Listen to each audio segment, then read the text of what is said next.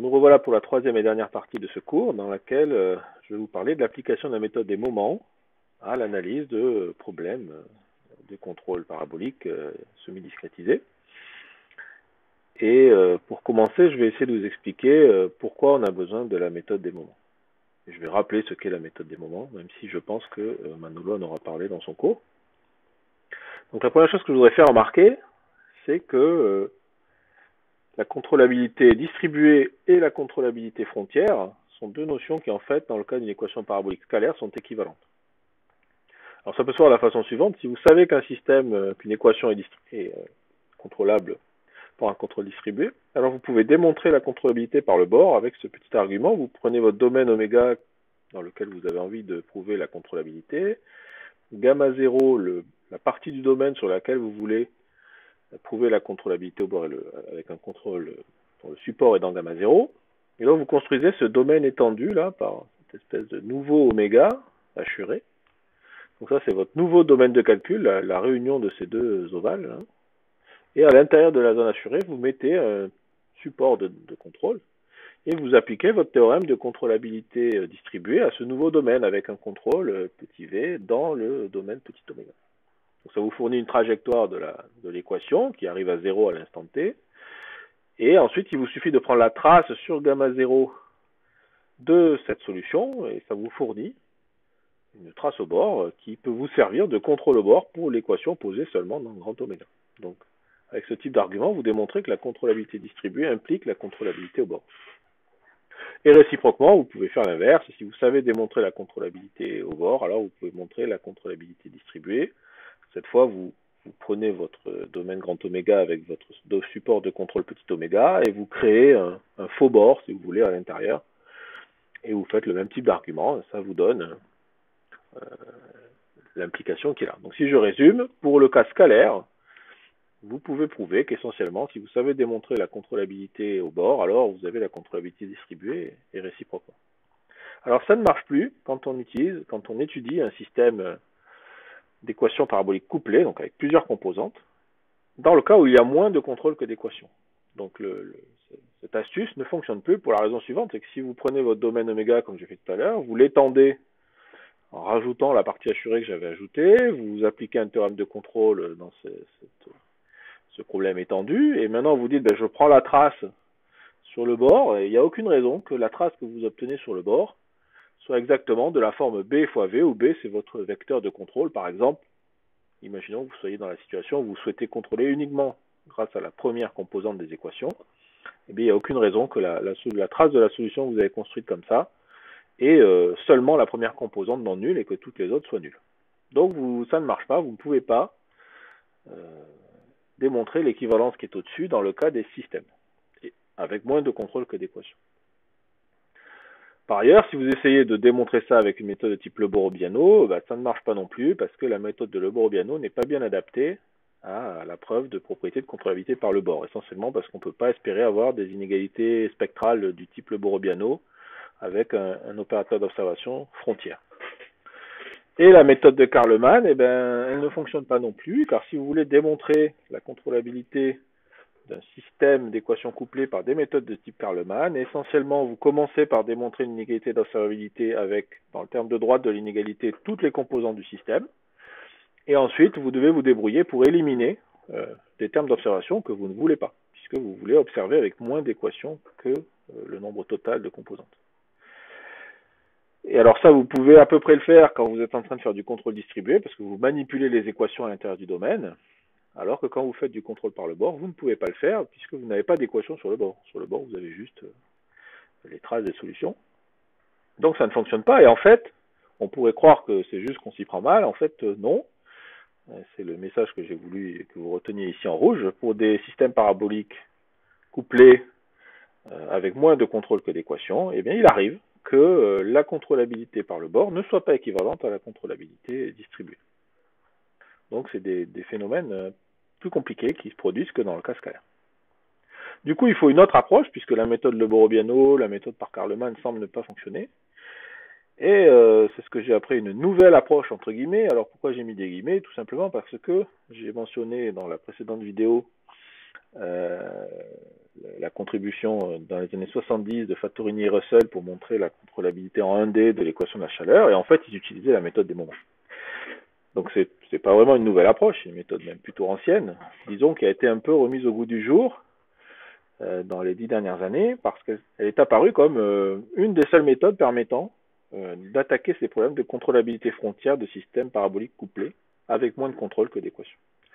Donc ces avantages, quand elle fonctionne et quand on arrive à la faire fonctionner, elle donne des résultats tout à fait précis, dans des cas où les autres méthodes ne permettent pas d'obtenir des résultats. En particulier, elle est capable de détecter des situations dans lesquelles il peut y avoir un temps minimal de contrôle à 0. Ça, c'est un sujet que peut-être Manolo aura abordé dans son cours, je ne vais pas en parler ici. Ce que ne sont pas capables de faire à ce stade les autres approches. Ces inconvénients principaux, d'abord, comme on va le voir, ça est basé sur de l'analyse spectrale des opérateurs en jeu, donc il faut être capable de dire des choses sur les opérateurs qui sont en jeu dans le problème. Et peut-être son inconvénient majeur, c'est que, pour les raisons finalement assez claires, peut-être on verra tout à l'heure, en fait, elle semble ne pouvoir être utilisée que dans le cas 1D, en tout cas pour ce qui concerne les équations paraboliques du second ordre, type chaleur, les systèmes paraboliques type chaleur. Alors je mets elle semble car dans certains cas, on arrive à utiliser cette méthode d'une façon ou d'une autre pour la faire marcher en multi-D, c'est ce qu'on verra à la fin. Alors je rappelle ce que c'est que la méthode des moments dans le cas continu et on verra ensuite comment ça marche dans le cas discret. Donc je vais appeler lambda k phi k les éléments propres de l'opérateur A, donc pensez à moins laplacien, ça ira très bien. Lambda k étant les valeurs propres et les phi k les fonctions propres normalisées dans L2.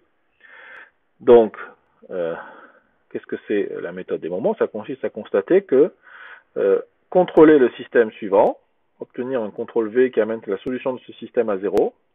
Comme les fonctions propres phi k de mon opérateur forment une base de l'espace d'état, il suffit que je teste l'équation contre les solutions du problème adjoint qui partent à l'instant grand t de phi k. Autrement dit, il faut que toutes ces équations soient vérifiées. Donc c'est une condition nécessaire et c'est une condition suffisante car les phi k forment une base de l'espace d'état. Donc si ceci est vrai pour tout cas, en faisant des combinaisons linéaires, j'obtiens que la formule qui est là est vraie pour n'importe quel état adjoint. Donc je me retrouve à devoir vérifier une infinité dénombrable d'équations sur la fonction v que je cherche. Et alors on appelle ça un problème de moment car il s'agit de trouver une fonction v dont l'intégrale de v contre quelque chose que je connais doit être égale à quelque chose que je connais. Autrement dit, je cherche une fonction v dont je connais, si vous voulez, les produits scalaires dans L2 contre des fonctions données, ça doit être égal à une terme source. Donc ça s'appelle un problème de moment. Je cherche v dont les moments sont connus. Alors quelle est la stratégie pour résoudre ce problème? Bien, une façon de faire, c'est d'être capable de trouver ce qu'on appelle une famille bi-orthogonale. Alors qu'est-ce que c'est une famille bi-orthogonale? Je prends ma famille de fonctions qui est ici dans mon problème de moment. Donc ça c'est une fonction du temps à valeur dans l'espace grand U, l'espace des contrôles. B star phi k, ça appartient à grand U. Ça c'est une fonction du temps. Et donc je cherche une nouvelle famille de fonctions, QK bar, dans L2 de 0T grand U également, qui vérifie cette égalité. Donc, que dit cette égalité?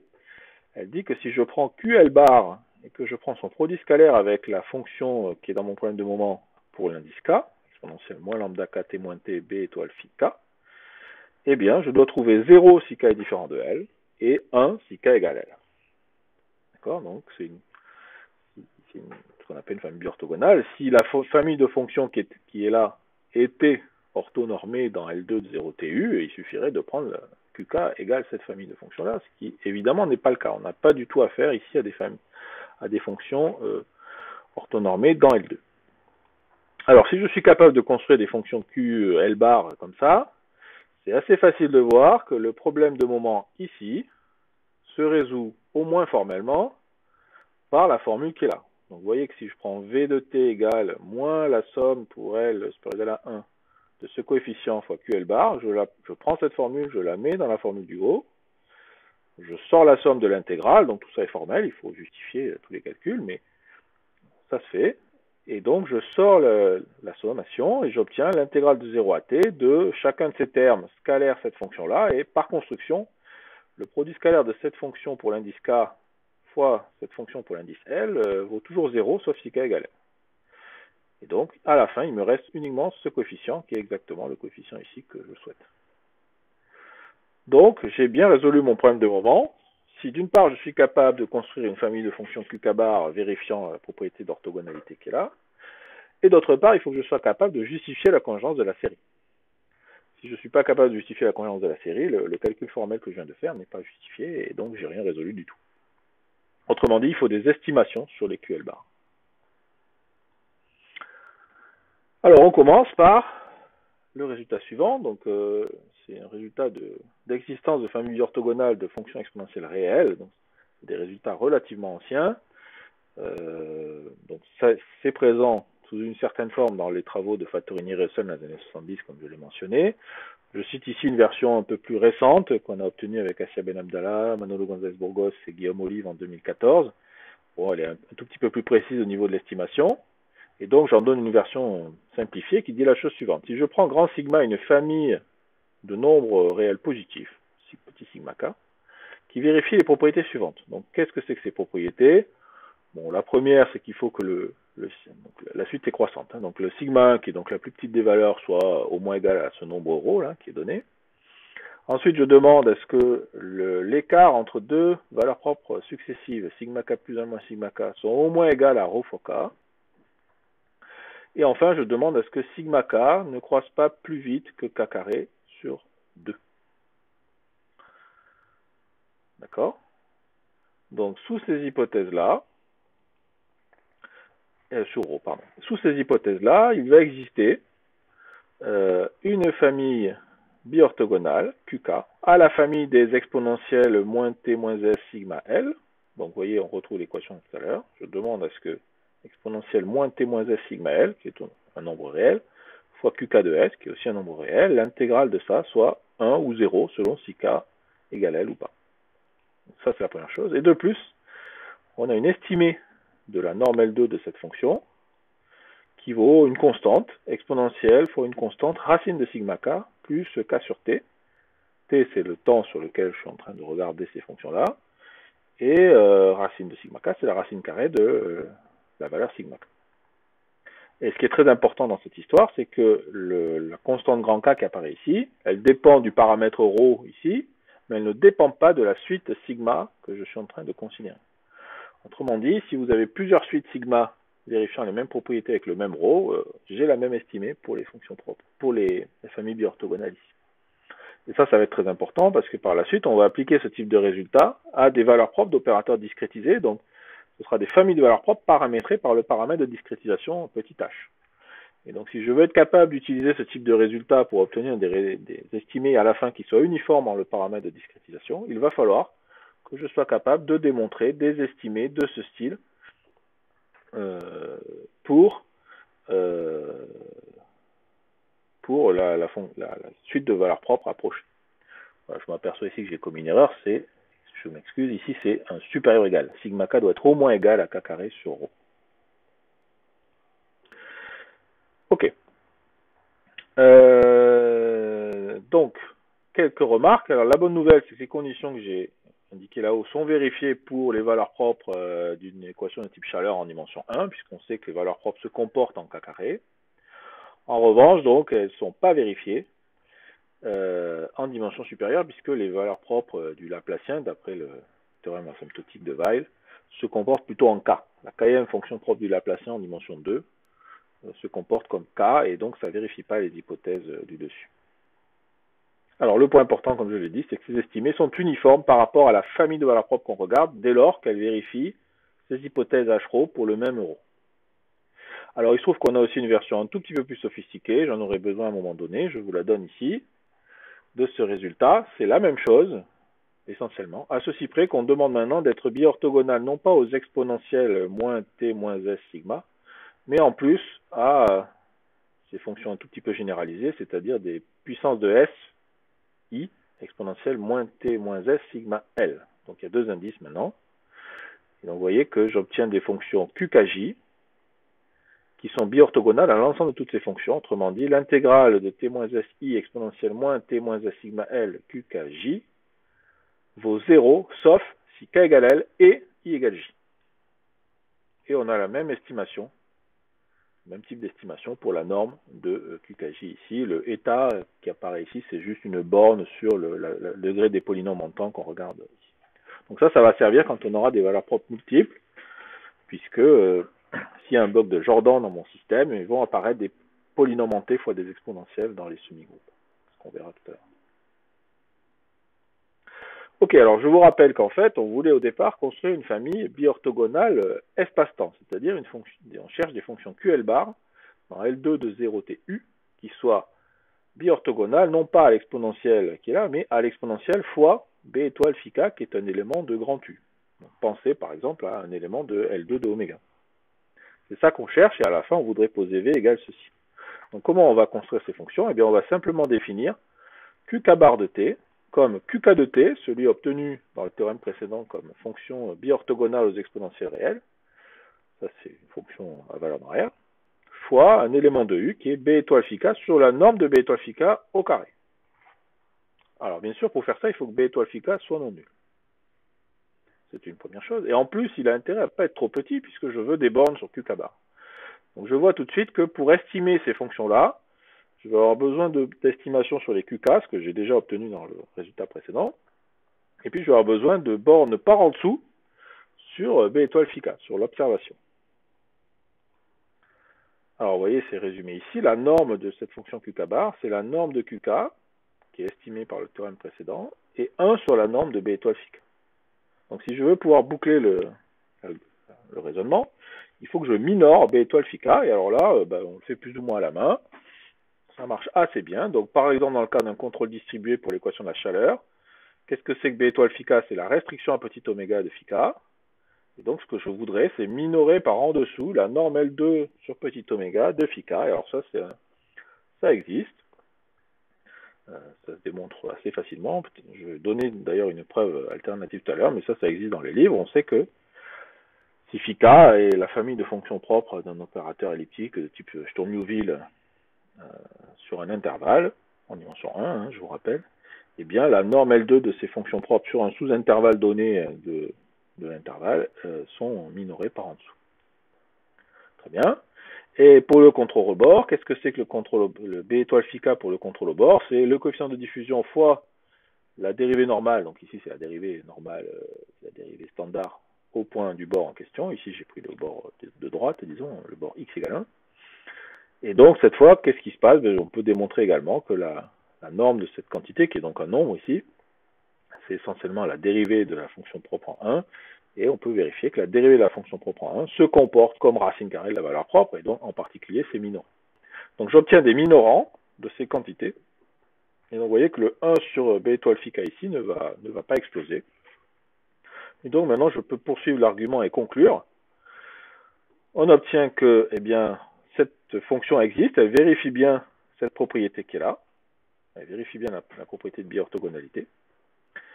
Et par ailleurs, si je calcule sa norme, je trouve la norme de cette quantité-là, qui est essentiellement exponentielle moins lambda LT, fois la norme de QL bar. La norme de QL bar, on l'a estimée ici, c'est l'estimé donné par le théorème de famille bi-orthogonale donné juste avant, et une constante, parce qu'on a démontré que ce terme-là était borné. Donc voilà l'estimé qu'on obtient à la fin. On obtient exponentielle moins lambda LT, exponentielle constante fois racine carrée de lambda L, plus exponentielle plus K sur T. Et donc, par l'inégalité de Young, par exemple, je peux borner le terme en racine de lambda L, en absorber une partie par le moins lambda LT qui est là, et l'autre, ça devient un K sur T également. Et donc, j'obtiens, par cette petite inégalité, que ce terme est borné par exponentielle moins lambda LT sur 2, fois exponentielle K' sur T. Donc, du coup, ça se passe très bien. Vous voyez que la norme de chacun des termes de la série qui définit mon V, qui tout à l'heure était formelle, eh bien, en fait, cette norme est petite. Elle est exponentiellement petite en moins lambda L. Et donc, la série au-dessus est convergente. Ça me définit un élément de L2 de 0 TU qui vérifie le problème de moment, et en particulier qui donc vérifie le problème de contrôle dont je cherchais à prouver l'existence. Par ailleurs, vous voyez que j'ai une estimée de la norme de ce contrôle en constante fois exponentielle K sur T. Donc, on trouve la constante ici faisant apparaître la norme de Y0. Donc c'est constante fois la norme de Y0 fois exponentielle K sur T. J'aurais dû l'écrire comme ça. Donc on retrouve un résultat de contrôlabilité, ou bien distribué ou bien par le bord, avec une estimée du coût du contrôle en exponentielle K sur T. Donc c'est une estimation qui est intéressante quand grand T tend vers 0. Évidemment, plus le temps est court, plus le contrôle va être de coût élevé, puisqu'on dispose de moins de temps pour contrôler le système. Donc c'est normal que le coût augmente. Et on voit ici qu'il explose comme une exponentielle de constante sur T. Très bien. Alors maintenant, si on veut faire ça au niveau discret. Alors voilà le cadre. Donc vous reconnaissez le système qu'on a déjà étudié plusieurs fois. C'est un système semi-discrétisé en espace. Et on va essayer d'appliquer la méthode des moments. Donc, je rappelle AH, c'est l'opérateur de diffusion à 3 points standard en dimension 1. Je rappelle ici sa formule. Les gamma I plus 1,5, gamma I moins 1,5, ce sont les valeurs du coefficient de diffusion au demi-point du maillage, sur le maillage que j'ai appelé dual dans la précédente vidéo. Et BH rond, ce sera l'opérateur de contrôle discret. Donc il y a deux cas, ou bien c'est du contrôle distribué, auquel cas BH c'est simplement cette matrice. Donc une sorte de matrice identité où j'ai mis des zéros en dehors de petit oméga. Donc vous voyez qu'ici cette partie de la matrice correspond aux indices de la grille correspondant à petit oméga. C'est une indicatrice. Vous voyez, quand j'applique cette matrice à un vecteur y1, yn, ça me renvoie 0 en dehors de petit oméga, les valeurs de yi dans petit oméga, et 0 en dehors de petit oméga. Donc ça, c'est l'opérateur de contrôle discret distribué. Et l'opérateur de contrôle discret par le bord, lui, il a une forme un tout petit peu particulière. C'est 0 sur les premières composantes. Et puis, c'est le coefficient de diffusion sur h carré sur la dernière composante. Je vous invite à vérifier que c'est bien ça. Alors maintenant, vous calculez l'adjoint. Donc l'adjoint de BH ici, c'est lui-même. Hein, c'est très simple. C'est 1 sur petit oméga. Et l'adjoint de BH étoile, c'est l'opérateur de dérivée normale. Alors attention, il s'agit de l'adjoint dans lequel j'ai choisi la norme L2 pondérée sur EH, pondérée par le pas du maillage. Donc la norme que je prends sur EH, c'est la somme, la racine carrée de la somme de H fois les YI au carré. Donc j'ai le facteur H dans la norme. Quand je prends l'adjoint pour cette norme, j'ai un facteur H qui disparaît ici. Donc c'est pas la transposer, hein, c'est ce que je suis en train d'essayer de vous expliquer. C'est pas simplement la transposer, c'est la transposer à un facteur près. Et donc vous voyez que BH étoile appliqué à un YH, c'est le coefficient de diffusion YN sur H. Vous voyez que je peux écrire ça comme moins le coefficient de diffusion 0 moins YN sur H. Et ce 0-là, c'est rien d'autre que le YN plus 1, puisque j'imagine que YN est nul au bord. Donc vous voyez que l'opérateur adjoint, c'est bien moins le coefficient de diffusion fois quelque chose qui raisonnablement peut s'appeler la dérivée de la fonction discrète, la dérivée à droite, sur le dernier point de l'intervalle. Donc ça correspond tout à fait à la version continue, la version discrétisée de moins gamma à la dérivée à droite. Alors je vous fais remarquer que pour à n'importe quel h fixé, ce système est contrôlable. Donc là, il n'y a pas de blague. Le contre-exemple de Cavian que je vous avais donné dans la première vidéo était un contre-exemple en 2D. Là, on est en dimension 1 et c'est assez facile de voir que cet exemple-là, dès que j'ai discrétisé, j'obtiens un système d'équation différentielle linéaire contrôlable. Donc le problème n'est pas de savoir si ce système est contrôlable, mais le problème c'est plutôt de savoir estimer le coût du contrôle et de vérifier que, quitte à relaxer un tout petit peu la définition de contrôlabilité comme on l'a vu jusqu'à présent, on peut produire des contrôles bornés quand le paramètre de discrétisation tend vers 0. Alors c'est exactement le théorème qu'on a démontré avec Morgan Morancé et Damien Lancius, qui est le suivant. Donc ça ressemble tout à fait au théorème qu'on a vu avant. Si je prends une fonction phi de h qui tend vers 0 pas plus vite qu'une exponentielle, alors on est capable de démontrer, pour toute donnée initiale, l'existence de contrôles qui soient uniformément bornés par rapport à la donnée initiale et qui amènent la cible à l'instant t à quelque chose de petit, de taille racine de phi de h. Donc qu'est-ce qui est nouveau dans ce résultat? Tel qu'il est écrit là, rien. Tout ça pouvait être démontré par les techniques précédentes. Par contre, cette méthode qu'on emploie là va pouvoir s'appliquer au contrôle au bord pour les systèmes paraboliques couplés, ce qui n'était pas possible avant. Et on verra même qu'on est capable d'aller jusqu'à des résultats dans une certaine mesure dans le cadre multidimensionnel. Donc le résultat là, dans le cas scalaire, n'est pas nouveau. La méthode est différente de ce qu'on a vu avant. Et cette méthode, comme je l'ai expliqué, s'applique à d'autres problèmes qu'on ne savait pas traiter par les méthodes précédentes. Alors, comment on a fait ça? Ben, on a essayé d'appliquer la méthode des moments. Donc, je vous ai expliqué comment ça fonctionnait la méthode des moments, et je vous ai dit que ça reposait sur euh, deux, euh, deux ingrédients principaux. D'abord, des estimés sur les valeurs propres. Donc, c'est ce qui est ici, une bande par en dessous, et une estimée de ce qu'on appelle le gap. Donc, le gap spectral, c'est l'écart entre deux valeurs propres successives. Donc, on a envie de montrer que l'écart entre deux valeurs propres successives est minoré par quelque chose fois racine de lambda k, d'une part, et d'autre part, des estimés sur les fonctions propres. Donc, on a vu qu'on avait, dans le cas continu, on avait réussi à minorer par en dessous l'observation. C'est-à-dire trouver une constante C telle que les observations B étoiles, que ce soit dans le cas distribué ou continu, soient minorées par une certaine constante. Alors on va réussir à faire exactement la même chose dans le cas discrétisé, donc vous voyez que tout dépend de H maintenant, avec des constantes C ici et ρ ici qui soient uniformes, indépendantes de H, mais le prix à payer pour avoir l'uniformité de ces estimés, c'est qu'on ne va pas pouvoir le faire pour toutes les fonctions propres discrètes, mais seulement pour une partie d'entre elles. Vous voyez que ces résultats vont être vrais uniquement quand l'indice K, là, l'indice de la fonction propre et de la valeur propre, est compris entre 1, disons, et une certaine constante sur H. La constante C1 est elle-même universelle, indépendante de H. Autrement dit, alors 1 sur H, il faut avoir en tête que en 1D, 1 sur H, c'est le nombre de points dans la grille. Autrement dit, c'est le nombre total de fonctions propres et de valeurs propres de la matrice AH.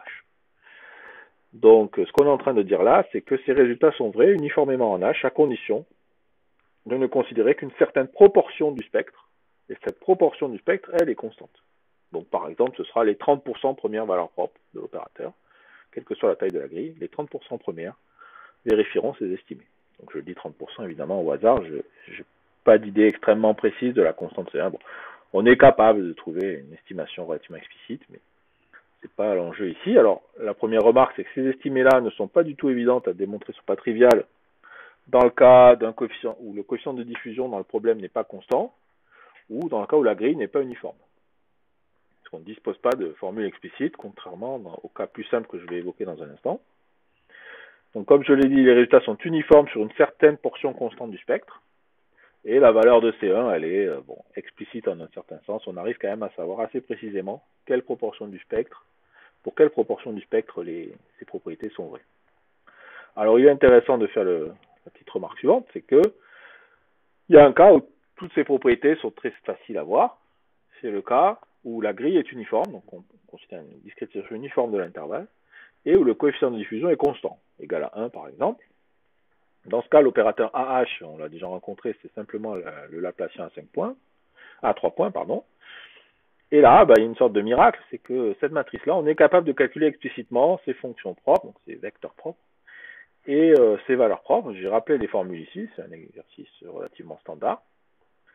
Donc c'est un bon exercice. Et puis, une fois qu'on a les formules explicites de phi k et de lambda kh, phi kh, on peut calculer les quantités qui sont là, donc le gap spectral, la norme L2 discrète sur petit oméga, la dérivée normale à droite de ces fonctions propres discrètes, et faire les calculs et vérifier que ça fonctionne. Donc en fait, dans ce cas précis du Laplacien discret sur grille uniforme, les propriétés que j'ai montrées là sont vraies pour tout le spectre. Donc là, il n'y a même plus la condition, quel que soit k plus petit que C sur H.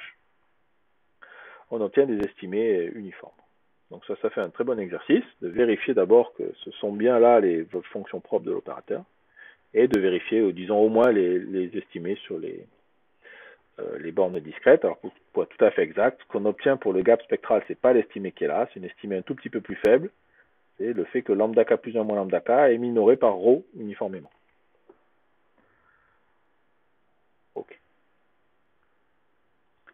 Alors juste pour vous montrer pourquoi quand même il y a des choses à faire. Donc, je vais vous montrer que le spectre discrétisé n'a pas grand-chose à voir avec le spectre du problème continu, au moins pour les grandes fréquences. Donc voilà, en bleu, vous avez la courbe qui vous montre les 100 premières valeurs propres du Laplacien, le vrai, le Laplacien continu en dimension 1. C'est assez facile à tracer puisque c'est essentiellement la courbe pi carré, k carré.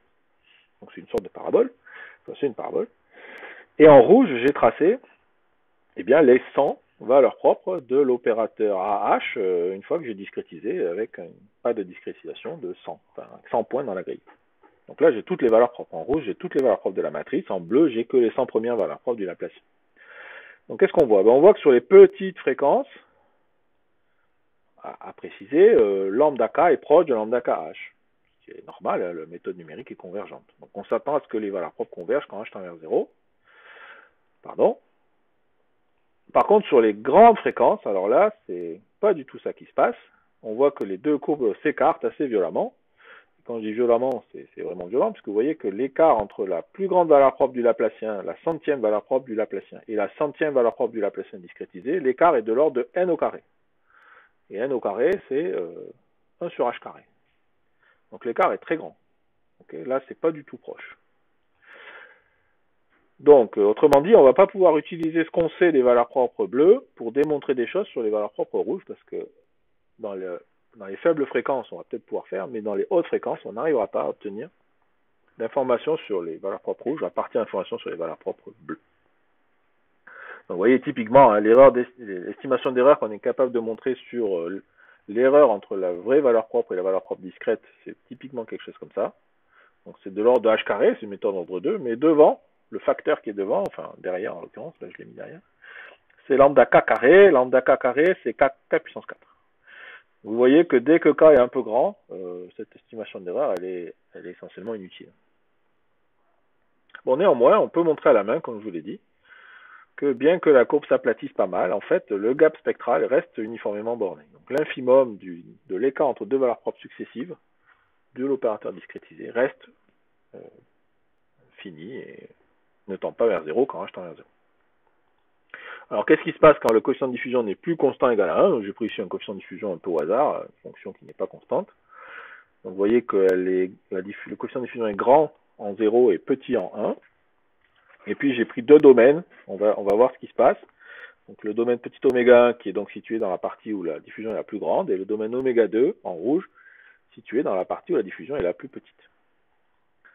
Alors, quand on trace le spectre discret de l'opérateur associé à cette fonction propre à ce coefficient de diffusion gamma, pardon.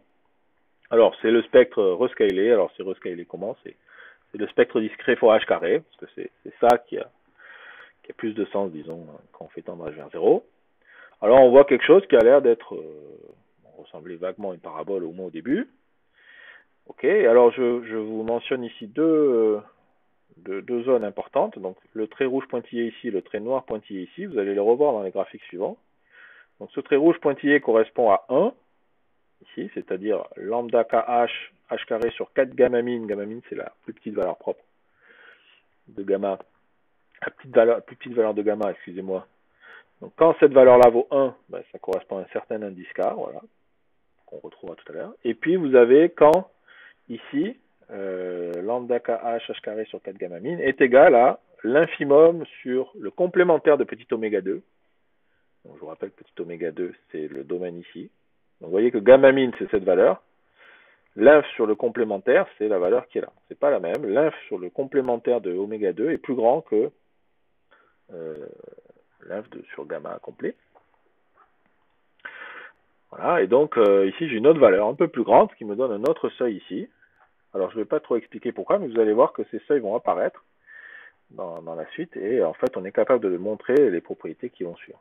Donc voilà ce qu'on observe. Si je trace la dérivée normale de la fonction propre numéro k en fonction de k, j'ai pris ici 400 points, j'ai donc 400 fonctions propres, et je trace les dérivées normales de ces fonctions discrètes, de ces fonctions propres discrètes. En bleu, c'est la dérivée normale à gauche du domaine, en rouge, c'est la dérivée normale à droite du domaine.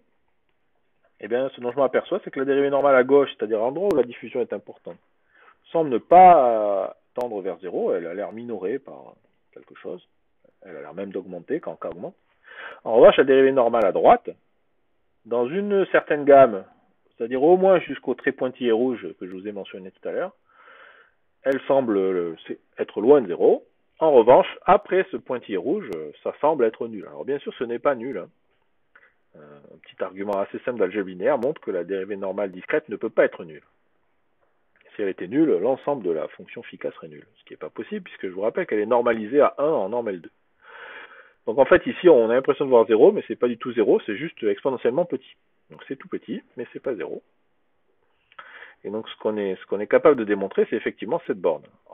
Pour k plus petit que ce seuil, on a la bonne propriété de borne par en dessous de la dérivée normale à gauche et à droite de la fonction phi k.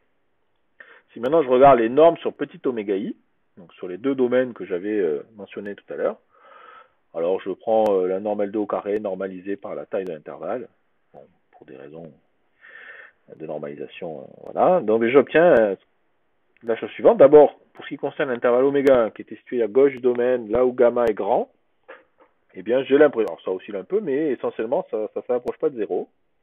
Donc c'est très bien, j'ai une borne par en dessous pour ces observations discrètes. En revanche, quand j'observe à l'endroit où la diffusion est la plus petite, à droite du domaine, sur le domaine oméga 2, eh bien, ça se passe assez bien jusqu'à un certain seuil, qui est le pointillé noir ici que j'avais mentionné dans le premier graphique. À gauche de ce seuil, ça se passe assez bien, on est de fait capable de le démontrer.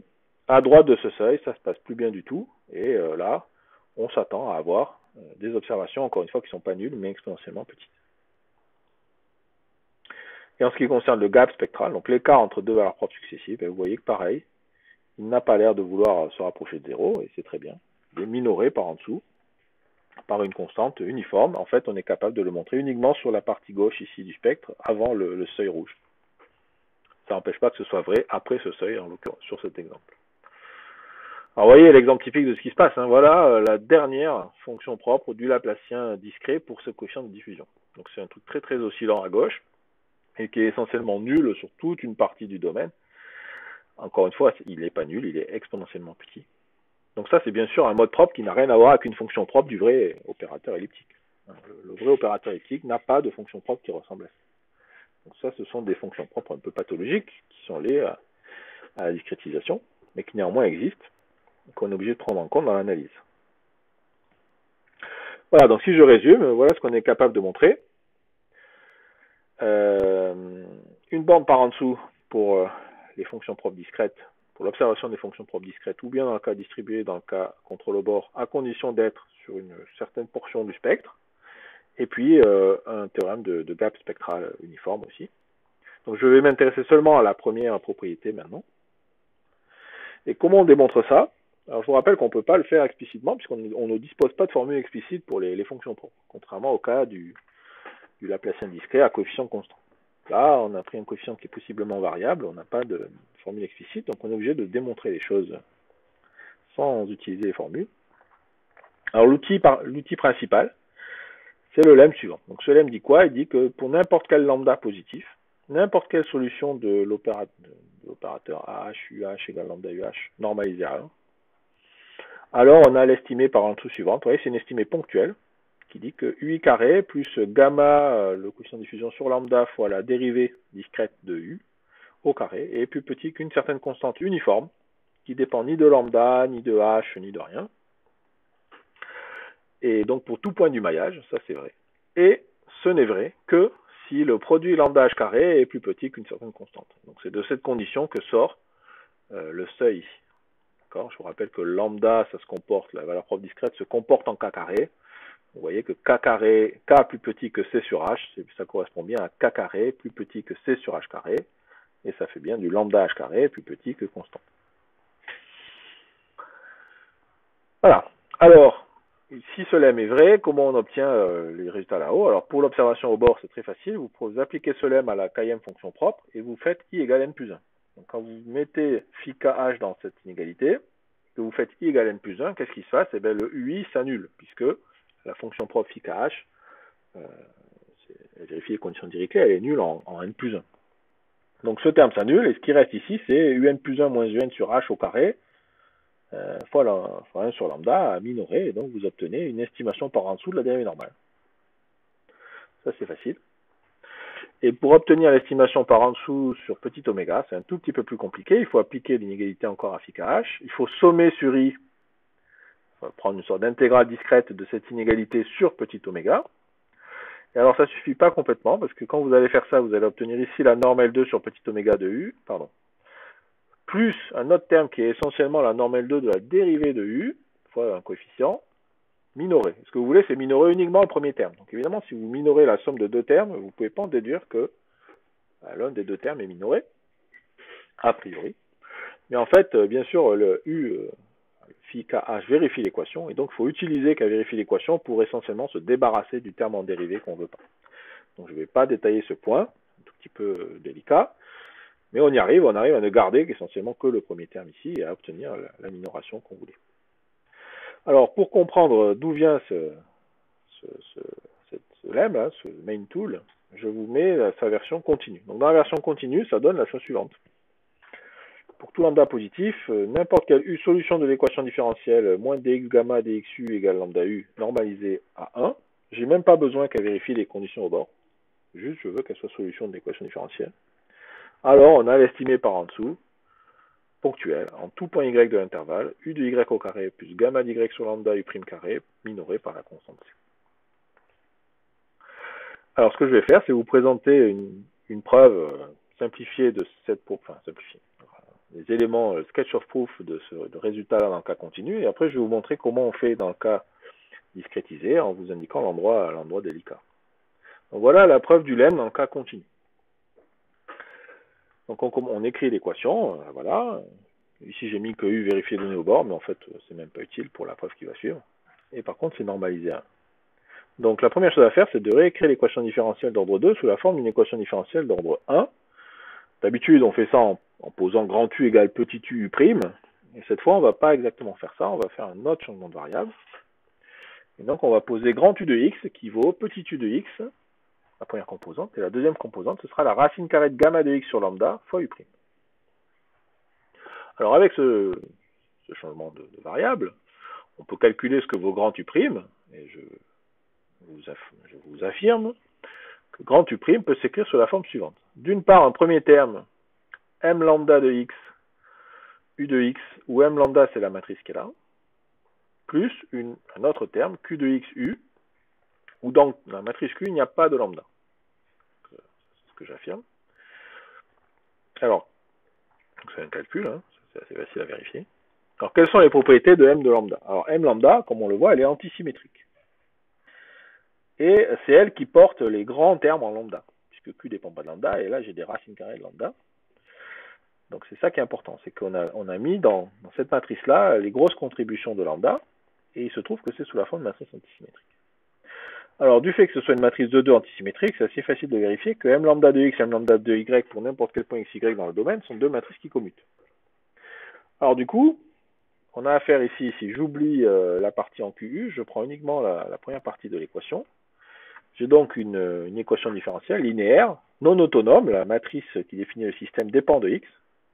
Donc en général, on dit à nos étudiants de surtout pas écrire la solution comme l'exponentielle de l'intégrale de la matrice m lambda, et c'est vrai que c'est faux en général. Il se trouve que quand les matrices commutent 2 à 2, m lambda de x, m lambda de y commutent pour tout x, y, eh bien c'est vrai. C'est-à-dire que la solution de cette équation différentielle-là, elle est bien donnée par la résolvante, c'est l'exponentielle de la primitive de la matrice m lambda.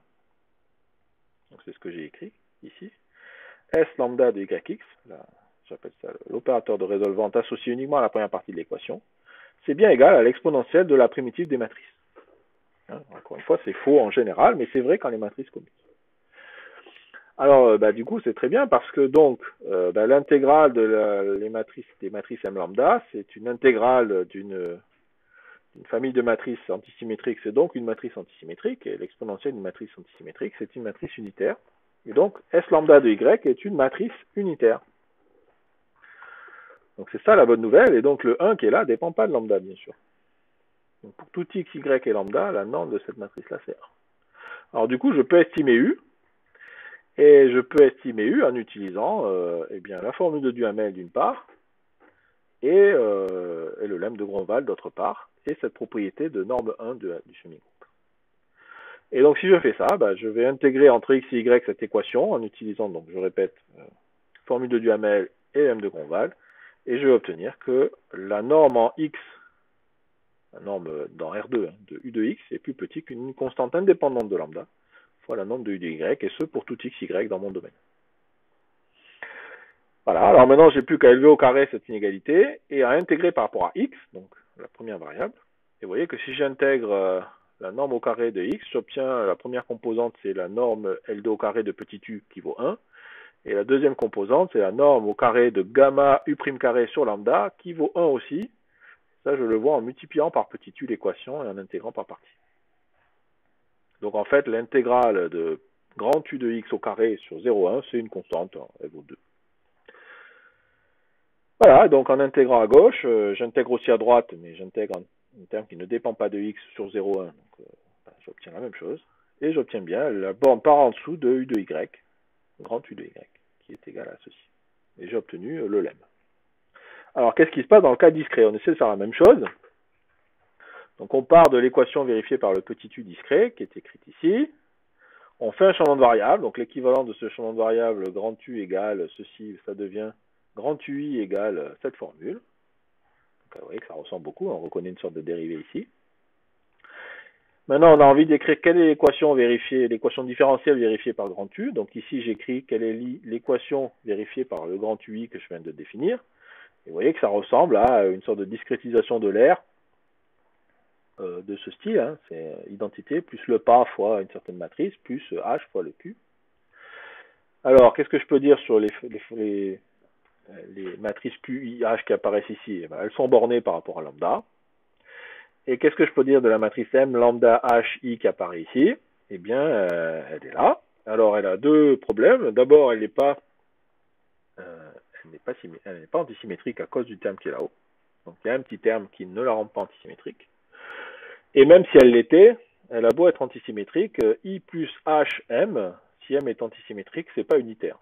Contrairement à la propriété qu'on a utilisée ici, que l'intégrale d'une matrice antisymétrique est unitaire. L'exponentielle d'une matrice antisymétrique est unitaire, eh bien, I plus H fois une matrice antisymétrique, c'est pas unitaire.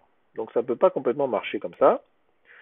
Donc c'est ce que j'ai écrit ici. Les MH ne sont pas symétriques. Par ailleurs, elles ne commutent pas toujours à cause de ce terme.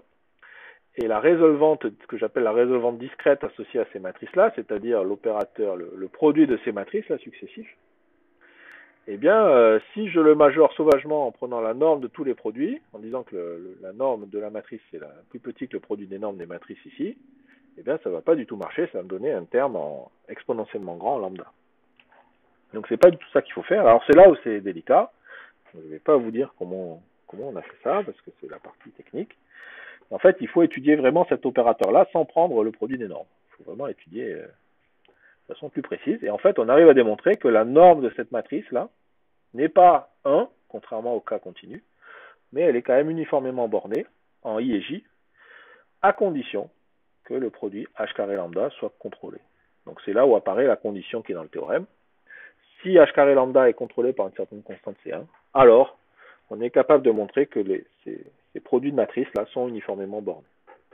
Une fois qu'on a ça, on peut finir la preuve exactement comme avant. On écrit une formule de Duhamel discrète, on utilise la borne qui est là, et on utilise une inégalité de type Ronval.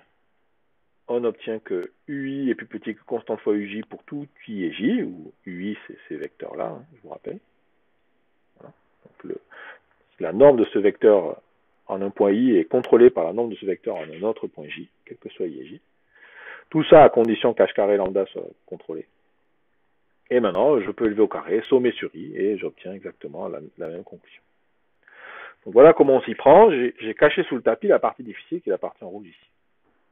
Et il faut avoir en tête qu'on essaye de faire en discret la même preuve qu'on a faite ici dans le cas continu. Et je vous propose de faire le détail de la preuve du cas continu en exercice.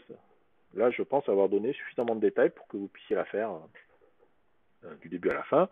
La partie discrétisée est plus délicate. Je ne la propose pas en exercice. Mais je pourrais en parler si vous souhaitez dans le chat.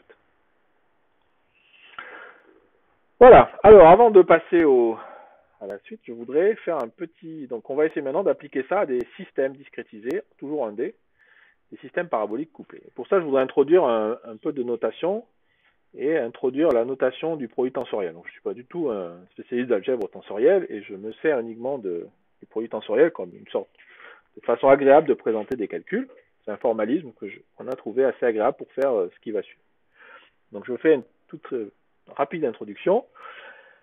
Alors, qu'est-ce que c'est le produit tensoriel? Basiquement, on peut voir l'ensemble des matrices Mn de R comme le produit tensoriel de l'espace Rn avec l'espace Rn. Qu'est-ce que ça signifie? En tout cas, pour ce que je vais en faire, ça signifie la chose suivante. Si je prends un vecteur de Rn et un vecteur de Rm, x, y, je peux définir x tensoriel y comme étant la matrice de rang 1, x fois transposé de y. Vous voyez que si je prends le vecteur x et le vecteur y, je transpose y, je fais le produit, ça me donne une matrice rectangle X transpose Y, que je vais appeler le produit tensoriel X tenseur Y. Donc c'est une matrice de rang 1. Alors quelles sont les propriétés de cet objet? C'est bilinéaire, vous voyez que c'est linéaire en X, linéaire en Y. Et l'ensemble de toutes les matrices est engendré par tous ces produits tensoriels élémentaires. Donc n'importe quelle matrice peut s'écrire comme une somme d'objets comme ça. Et alors, ce qui est intéressant de mon point de vue, c'est qu'il y a plusieurs écritures possibles. Par exemple, n'importe quelle matrice M peut s'écrire comme la somme des MIJ, EI tensoriel EJ, où EI et EJ sont les éléments de la base canonique respective de Rn et d'Rm. Donc ça, c'est une écriture, une décomposition de M en produit tensoriel élémentaire qui fait apparaître MIJ, les coefficients de la matrice. Mais il y a d'autres écritures, par exemple, je peux utiliser les lignes de la matrice et je peux donc décomposer M sous la forme de la somme des EI tensoriel RI. RI, c'est les lignes de la matrice. EI, c'est les vecteurs de la base canonique de Rn. Je peux aussi décider de l'écrire sous la forme de décomposition en colonne. C'est la somme des CJ tensoriel EJ. C'est une autre décomposition possible de la matrice. Et enfin, il peut être utile aussi de la décomposer selon d'autres bases. Là, j'ai pris les bases canoniques, mais après tout, si j'ai φJ une base d'éléments de Rn, de Rn, oui, c'est ça, je peux tout à fait décider de décomposer M dans la base des φJ en imposant les φJ dans la deuxième variable et d'écrire qui me sort un certain vecteur MJ chapeau dans la première variable. Donc vous voyez, j'ai plein de façons d'exprimer la même matrice comme somme d'éléments de produits tensoriels élémentaires.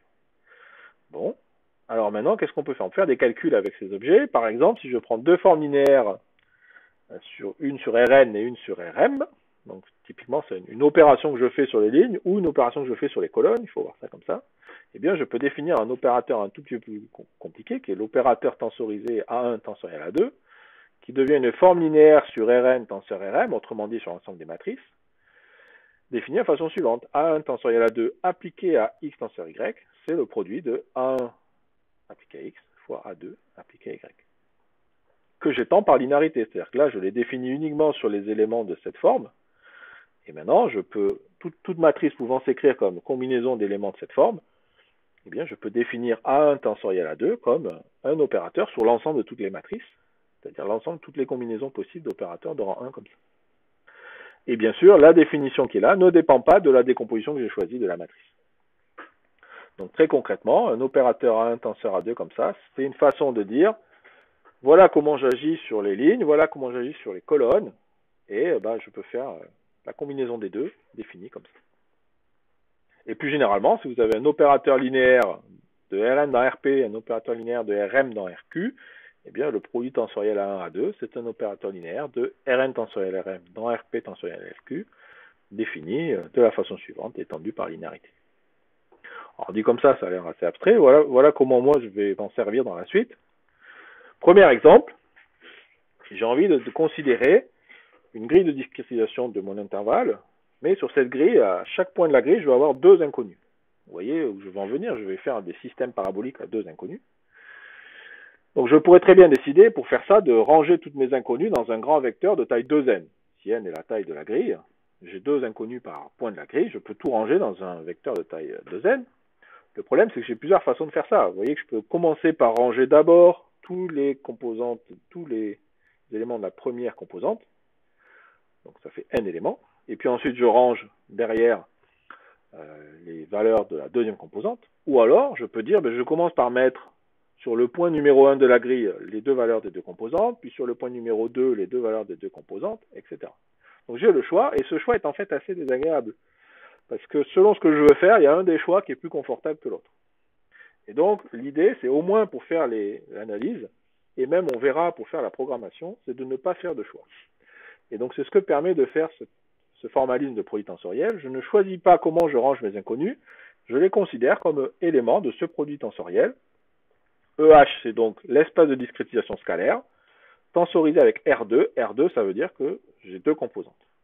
D'accord? Et donc, je vais considérer mes inconnus comme des éléments de ce produit tensoriel qui, d'une certaine façon, m'évite d'avoir à réfléchir à comment je les range. Et vous allez voir que c'est plus confortable, parce que maintenant, je peux appliquer des opérateurs sur ces inconnus-là. Par exemple, si AH est donc l'opérateur de Laplace discrétisé scalaire, celui qu'on a vu jusqu'à présent, la matrice tridiagonale, Qu'est-ce que c'est que AH tensoriel l'identité? Attention, c'est l'identité dans R2. Donc ça, c'est un opérateur qui agit sur cet espace. Donc qu'est-ce qu'il fait cet opérateur? Ben, essentiellement, sur la partie des deux composantes, il ne fait rien, c'est l'identité. Et il applique le Laplacien, donc sur l'aspect dépendance spatiale.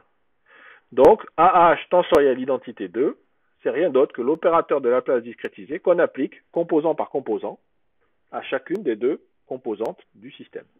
J'ai encore une fois, je répète, j'ai une grille à n points. Sur chaque point de la grille, j'ai deux composantes, mettons Y et Z. Eh bien, l'opérateur AH tensoriel identité, il applique le Laplacien discret à la première variable Y, il applique le Laplacien discret à la deuxième variable Z. Bon. Alors en fait, on peut faire un tout petit peu mieux, on peut aussi faire AH tensoriel autre chose que l'identité, 1, 2 par exemple. Donc vous voyez, cette fois, cet opérateur-là, il applique le Laplacien à la première variable inconnue, et il applique deux fois le Laplacien à la deuxième inconnue. Alors maintenant, vous pourriez me dire, on peut faire ça en écrivant les matrices par bloc, c'est tout à fait vrai. Mais vous voyez que si j'écris les matrices par bloc, ça veut dire que j'ai choisi de mettre d'abord la première composante, puis la seconde composante dans un grand vecteur. Alors vous voyez que ce nouvel opérateur-là, AH tensoriel identité plus l'identité tensorielle 0, 1, 0, vous voyez que ça c'est l'identité H, c'est l'identité dans l'espace H, ça c'est l'identité dans l'espace R2, c'est pas les mêmes identités. Que fait cet opérateur? Ben, il applique le Laplacien discret à chacune des composantes.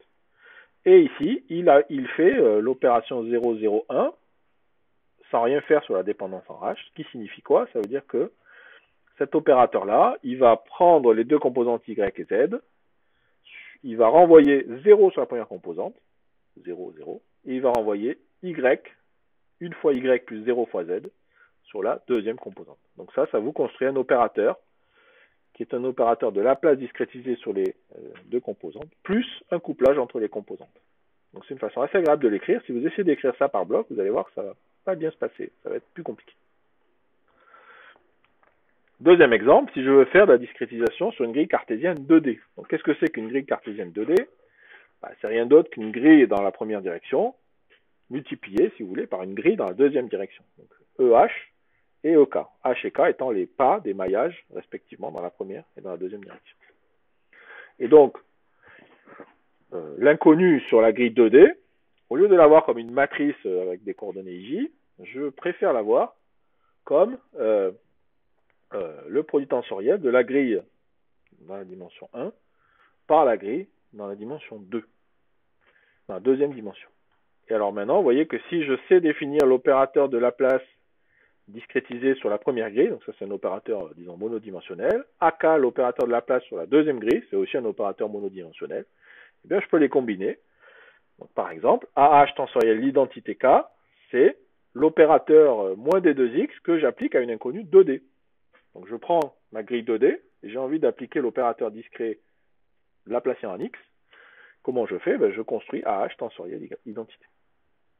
Si maintenant je veux faire l'opérateur de Laplacien dans la variable Y, dans la deuxième coordonnée, eh bien c'est l'inverse, c'est l'identité tensorielle l'opérateur AK.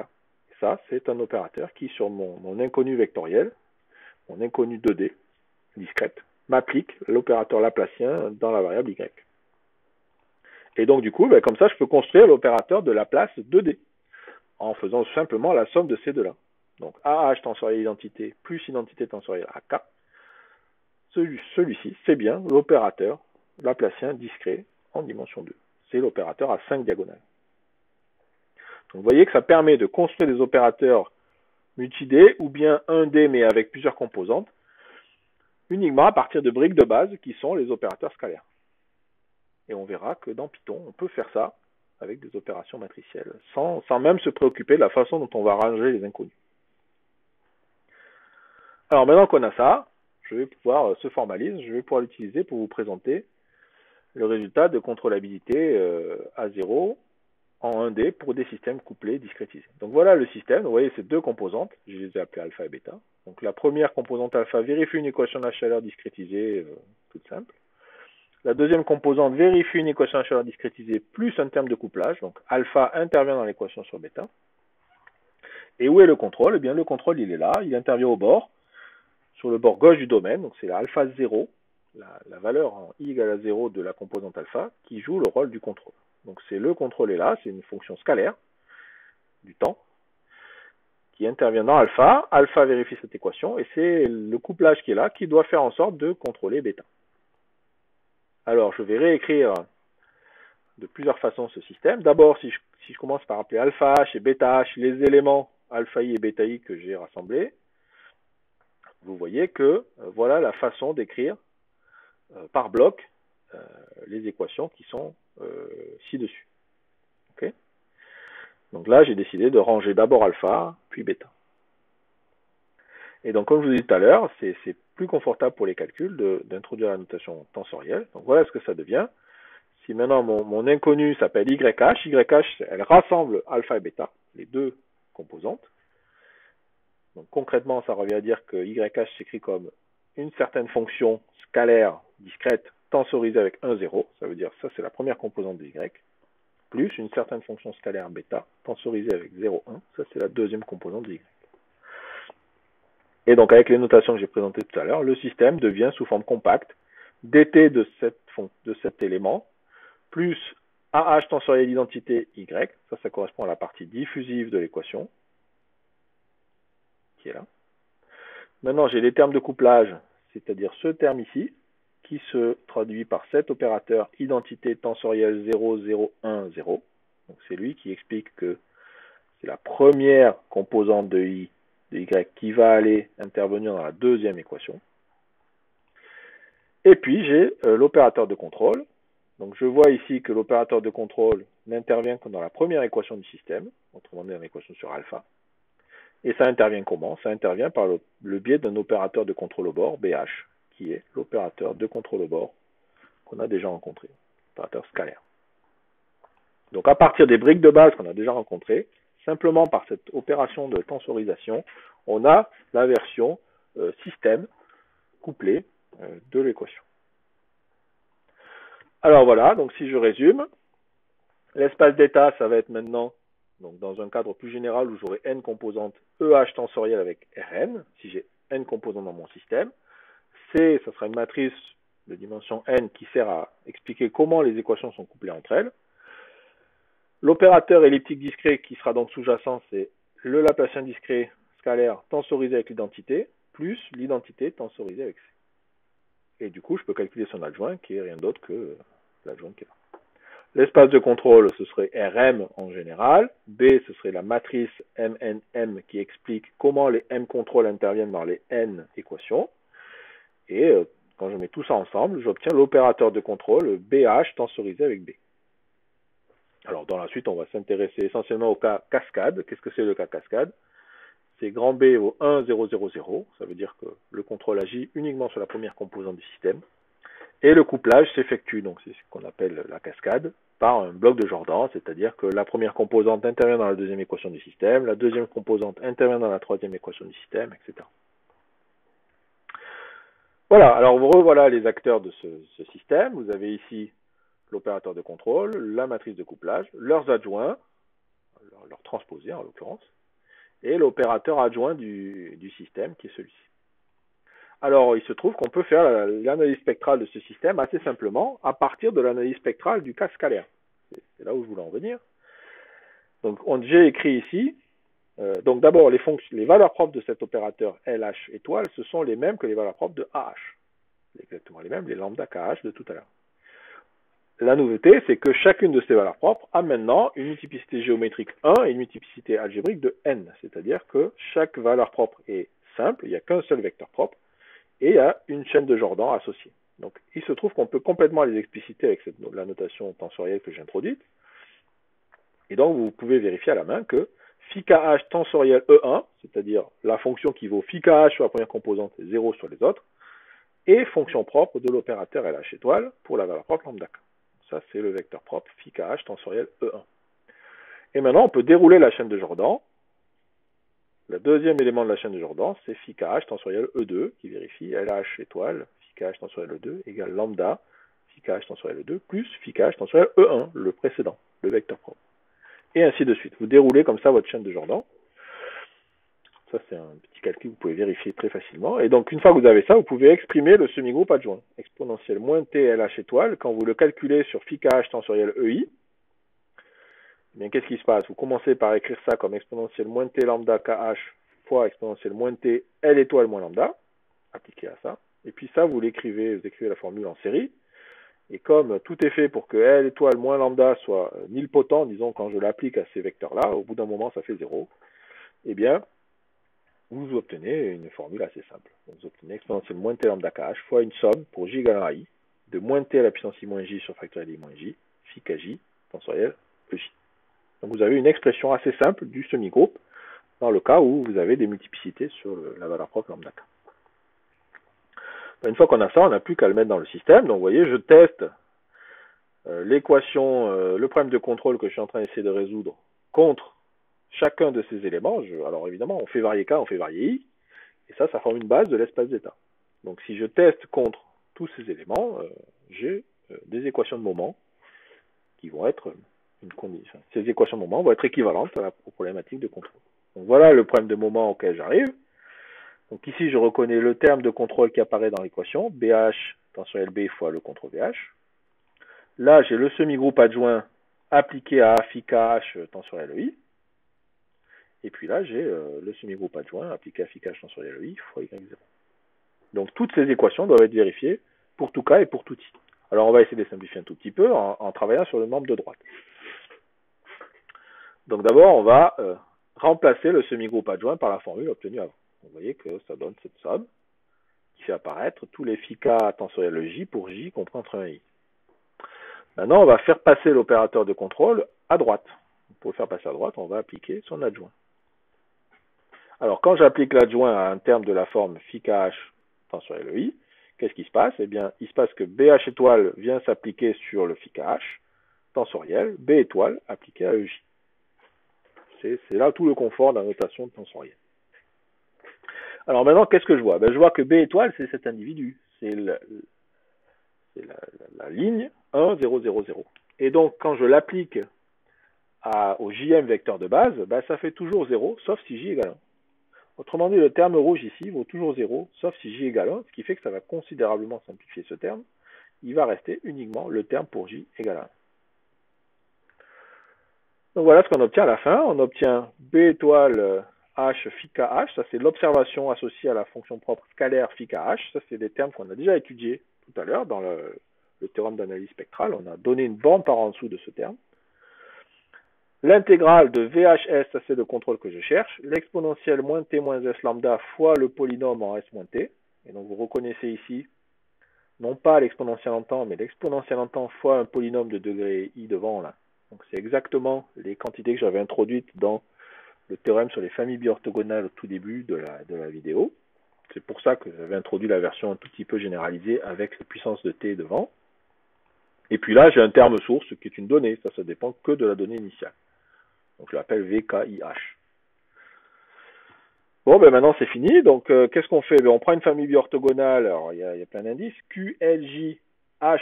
H c'est la discrétisation. L et J c'est respectivement l'indice de valeur propre. Et ça c'est l'indice dans la famille de Jordan. Une famille biorthogonale à la famille de fonctions propres définie comme suit. Alors ça existe d'après le théorème qu'on a vu tout à l'heure. Et par ailleurs, comme je suis capable d'avoir des bornes sur les familles de fonctions propres d'après l'analyse spectrale discrète que nous avons faite, en particulier on a une propriété de gap spectral uniforme, jusqu'à un certain seuil, eh bien on est capable de produire une famille biorthogonale QHLJ qui existe d'une part et d'autre part qui a des bonnes bornes uniformes en le paramètre H. Donc à partir de cette famille biorthogonale paramétrée par le paramètre de discrétisation, on est capable de construire un contrôle VH. Alors je vais peut-être zoomer sur si j'y arrive. J'y arrive pas. Voilà, je zoome sur cette formule. Donc qu'est-ce qu'on voit? On voit que le contrôle VH est une somme des BH star sur BH star carré, ça on l'avait vu tout à l'heure, plus la somme des VLJH, ça c'est des données, ça dépend que de la donnée initiale, fois les QLJH qui sont les fonctions biorthogonales aux exponentielles fois le polynôme. Alors je ne fais ça que pour des lambda LH plus petits que C sur H carré. Pourquoi ça? Eh bien parce que j'ai besoin de me restreindre à ces valeurs propres-là pour avoir des bonnes estimées des BH star phi L et pour avoir des bonnes estimées des fonctions biorthogonales qui est là. Donc, je suis bien en train de construire un contrôle partiel. Je ne prends pas en compte toutes les fréquences. Si je prends en compte toutes les fréquences, que je pourrais faire, eh bien, je vais perdre l'estimation uniforme en H. Donc, vous voyez ce que je viens de faire. Je viens de construire un contrôle partiel. Ce contrôle-là ne va pas résoudre l'ensemble de toutes ces équations, mais seulement celles associées aux valeurs propres inférieures ou égales à C sur H carré. Ce que je gagne en ne contrôlant pas tout, c'est que je gagne une borne uniforme sur ces fonctions-là par rapport aux paramètres de discrétisation. Donc, ce que j'obtiens à la fin, c'est un contrôle VH qui est uniformément borné en H et qui contrôle à 0, non pas l'ensemble de la solution, mais toutes les fréquences inférieures ou égales à C sur H carré. Donc, à la fin du processus, j'ai amené à 0 toutes les fréquences inférieures à C sur H carré dans ma solution. Et bien, il suffit que je laisse diffuser un tout petit peu sur un certain intervalle de temps, disons T sur 2T. Je ne fais rien, je prends V égale à 0. Je laisse diffuser le système. Comme j'avais tué toutes les fréquences inférieures ou égales à C sur H carré, le système va dissiper en exponentielle moins C sur H carré. Et c'est ce qui explique qu'à la fin, j'obtiens une solution à l'instant final qui est exponentiellement petite. Donc voilà comment on obtient la contrôlabilité relaxée à 0 de systèmes paraboliques discrétisés contrôlés par le bord avec seulement un contrôle. Alors quelques illustrations numériques. Et là, j'ai fait du contrôle mixte. Donc il y a à la fois du contrôle distribué, ici, là pour l'instant il est barré, et un contrôle au bord. Il y a deux contrôles, un distribué et un au bord. Et c'est un exemple de système où il vous faut les deux. Donc ça, c'est un système qui avait été obtenu par Guillaume Olive dans sa thèse. Donc c'est un système à 3 composantes. Et donc je vais vous montrer que dans un premier temps, si on ne met pas le contrôle distribué, on met que le contrôle au bord.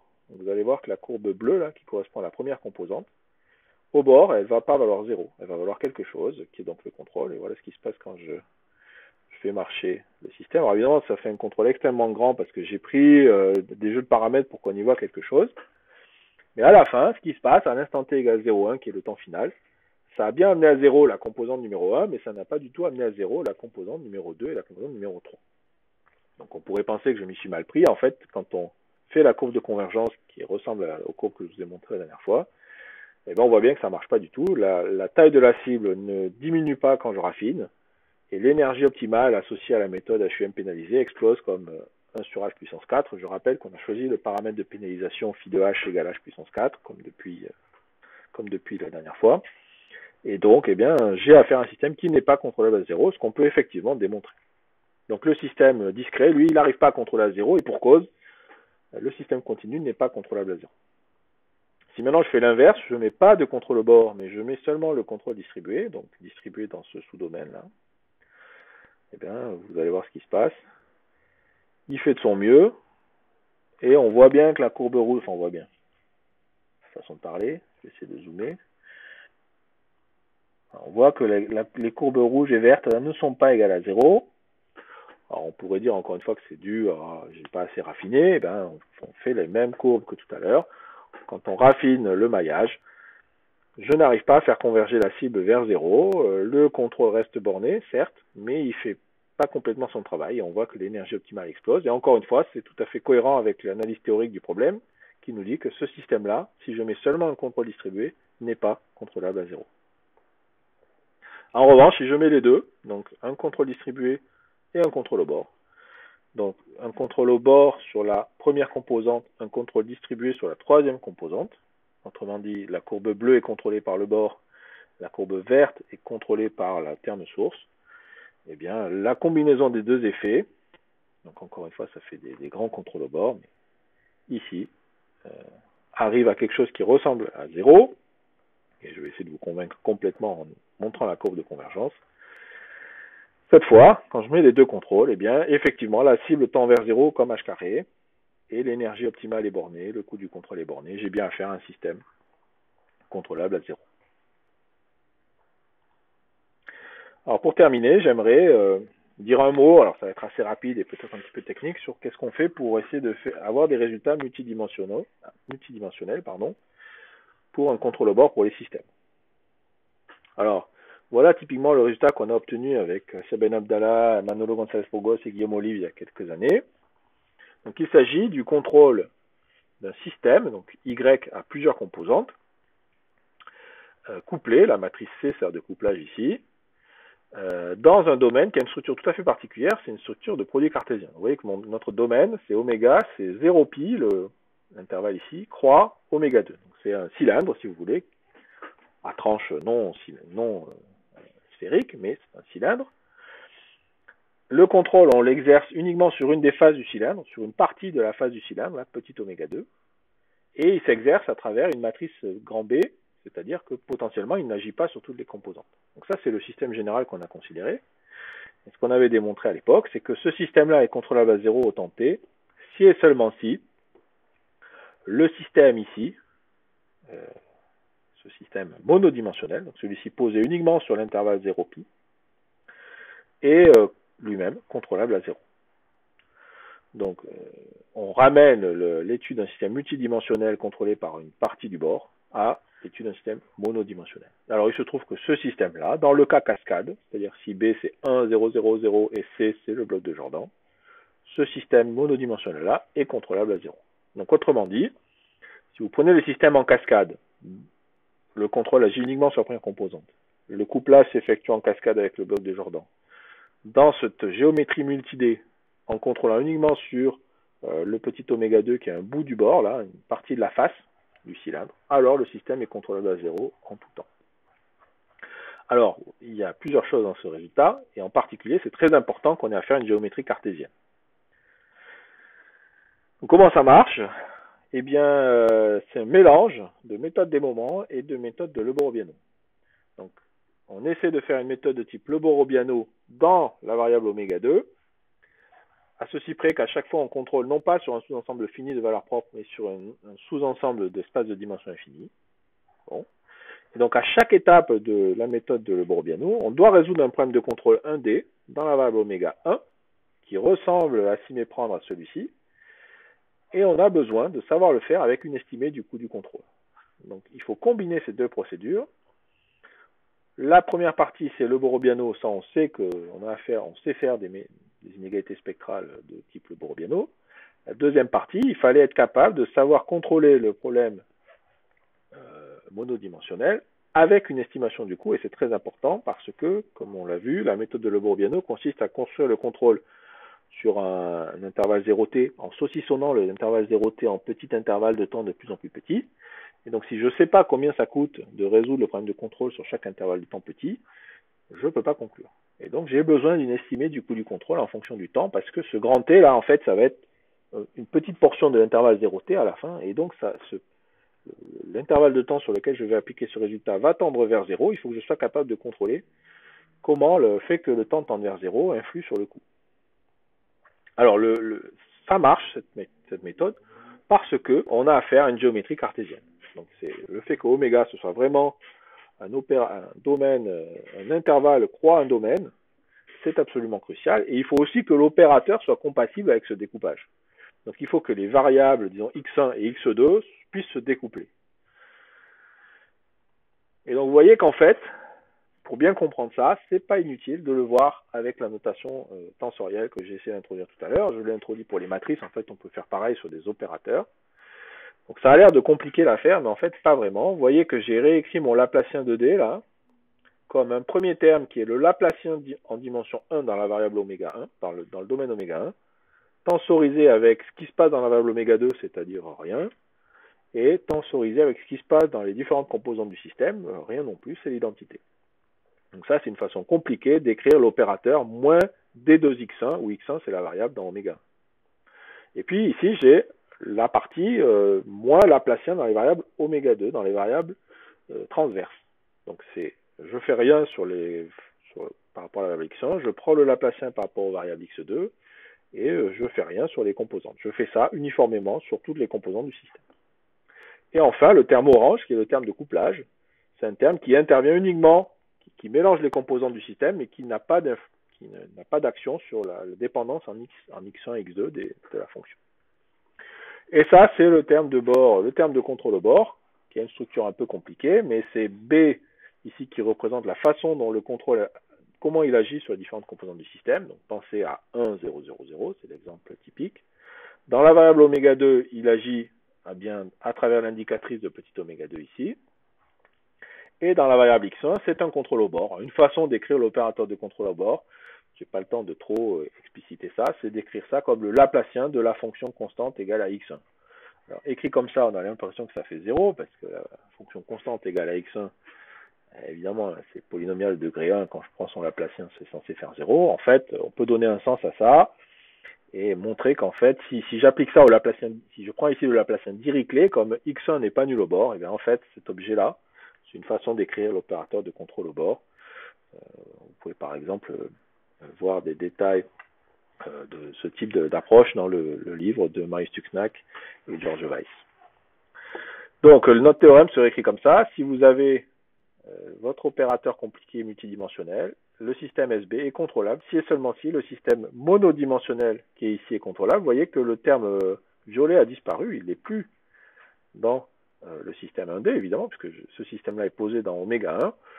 Et donc, ce qu'il faut, évidemment, c'est important, le terme violet est très important, mais ce dont on va avoir besoin, c'est d'une propriété de type inégalité spectrale pour l'opérateur Laplacien 2 ici, dans les variables oméga 2. Alors, allons-y, essayons de faire ça en discret. Donc, je ne vais pas du tout rentrer dans les détails, je donne juste les éléments principaux. Donc, avec le même code couleur que précédemment, voici le système discrétisé 2D couplé, contrôlé par le bord uniquement sur la première composante et uniquement dans petit oméga 2. Donc, reprenons les différents éléments. En bleu, alors c'est en 2D, donc en bleu vous avez les Laplaciens dans la première direction, donc ici c'est la variable i qui intervient. En violet vous avez les Laplaciens dans la deuxième direction, dans la variable j disons. En orange vous avez le terme de couplage, voilà. Et en rouge vous avez ici le terme de contrôle. Donc c'est le terme VJ, vous voyez qu'il n'intervient que sur la composante alpha, uniquement en I égale à 0, ce qui correspond au bord gauche de mon cylindre, et il n'intervient uniquement si JH, c'est-à-dire le point de discrétisation, appartient au domaine oméga 2. Donc ça c'est la version discrétisée du problème précédent. Alors, vous m'avez vu arriver, je vais essayer de réécrire ça de façon relativement compacte avec des notations adapté. Donc si je commence par l'écrire comme on avait fait tout à l'heure en essayant de ranger dans un grand vecteur les deux coordonnées, voilà ce qu'on obtient, la d sur dt de l'ensemble des inconnus. C'est donc l'opérateur AH1 ici, c'est-à-dire l'opérateur Laplacien dans la direction I, plus l'opérateur Laplacien dans la direction J, appliqué au vecteur, plus le couplage égale le contrôle. Et en fait, il est plus agréable d'écrire ça sous forme tensorielle que j'ai écrit ici. Et maintenant, je peux aller au bout de la démarche en disant, voilà, l'espace discrétisé H, c'est-à-dire la grille cartésienne 2D, comme je l'ai expliqué tout à l'heure, je peux l'avoir comme un produit tensoriel de la grille 1D par une autre grille 1D. En l'occurrence, j'ai pris le même pas ici, H et H. J'aurais pu prendre H ici et K ici. Ça aurait compliqué inutilement. Et donc maintenant, je vois l'inconnu de ce système comme un élément d'un triple produit tensoriel. Ça, c'est la grille en espace, disons, dans une direction monodimensionnelle. Ça, c'est la grille, l'espace de discrétisation monodimensionnelle dans l'autre direction. Donc, quand je fais le produit tensoriel des deux, j'obtiens une inconnue 2D, scalaire. Mais maintenant, je fais le produit tensoriel avec R2, j'obtiens une inconnue 2D à deux composantes. J'aurais pu ici, à la place de ce 2, j'aurais pu mettre 4, 8, autant qu'il y a de composantes dans le système. Et donc maintenant, ce système-là discrétisé devient sous forme relativement compacte, un peu plus compliqué, mais quand même plus compact, d sur dt de YH, plus ce premier opérateur qui consiste à prendre, alors vous voyez qu'ici, AH, c'est le Laplacien discret 1D. Donc ça, c'est la matrice avec des 2 sur la diagonale et des moins 1 sur les sur et sous diagonale. C'est ma seule brique de base maintenant. Je prends le produit tensoriel avec l'identité et l'identité. Ça fait l'opérateur Laplacien dans la variable 1. Plus identité AH identité, ça fait le Laplacien dans la variable 2 et que j'applique uniformément aux deux composantes qui sont contenues cachées dans YH, à la composante alpha, à la composante bêta. J'ai ici le terme de couplage, c'est donc l'identité au niveau de la grille tensorisée avec la matrice de couplage. Et puis j'ai l'influence du terme de contrôle qui n'apparaît que sur la première, qui n'agit que sur la première équation par l'intermédiaire d'un opérateur de contrôle au bord. Donc avec ça, j'ai décrit mon système avec des notations relativement confortables. Alors, voici maintenant l'équivalent. Donc là, j'énonce un théorème qui n'en est pas un, en fait, un théorème essentiellement vide, qui est l'équivalent du théorème que j'ai énoncé précédemment. Donc voici un système, alors il est un tout petit peu généralisé, voici un système discret multi-D. Il a exactement la forme du précédent. On a autorisé ici d'avoir un opérateur A1H, une certaine discrétisation dans la grille, dans la variable 1. Ici A2H, un autre opérateur de Laplace, éventuellement avec un coefficient de diffusion variable dans la variable 2, un terme de couplage, un terme de contrôle. Le BH, c'est l'opérateur contrôle au bord scalaire, tensorisé avec la trace sur petit oméga 2 dans la variable y2, tensorisé avec la localisation algébrique. B, c'est 1, 0, 0, 0 par exemple. Et puis j'ai son acolyte en dimension 1.